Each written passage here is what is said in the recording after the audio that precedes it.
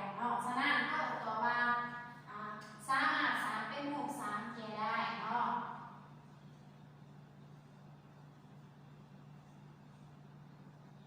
ย้อนหยังค่ะว่าเป็นรูปสามแก่ได้เนาะย้อนหยังย้อนว่า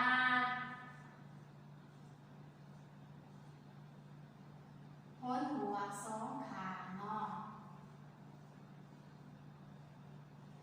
ของสองข้างหลายกว่าข้างที่สาม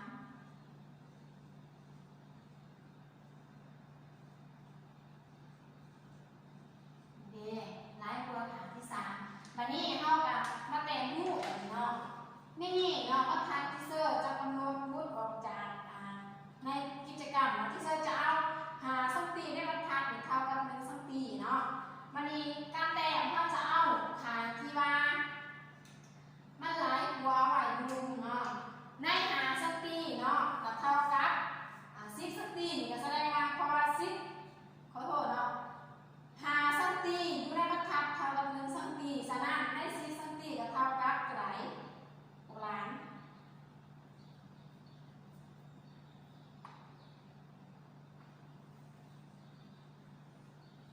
เท่ากับซื้อตีนะคะเดี๋ยวเท่ากับ50เนาะใน10สัมตีเท่ากับ50ในบรรทัดที่ออกมาเข้าซื้อเนาะเท่ากับ10สัมตีเขียนออกมา10แล้วหลังจากนั้นร้านก็ใส่ลงปากที่เก่าเนาะเราเรียนเสร็จแล้วเห็นเมื่อกี้นี้ในนี้เรียนเท่าไหร่สัมตี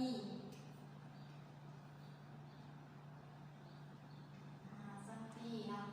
1เนาะ10 2 3 4 5ก็เท่ากับ25เนาะ25เนี่ยมาเพราะร้านขีดออกมาและ25มันหาสัมตีขีดตรงกลมมากบัดนี้6สัมตีบัดนี้เนาะ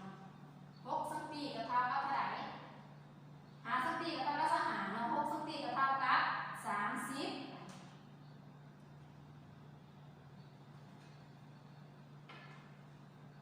6สัมตีก็เท่ากับ30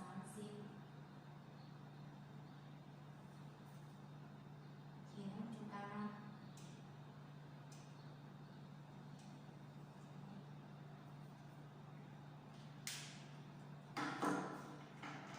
วันนี้เข้ามาได้ซ้อมเส้นซื้อซ้อมเข้าวงจัดกันแล้วเอาบรรทัดขีดต่อจากจุดตัดกันของสองวงกลมไปหาหางนี้นะนี่คือการ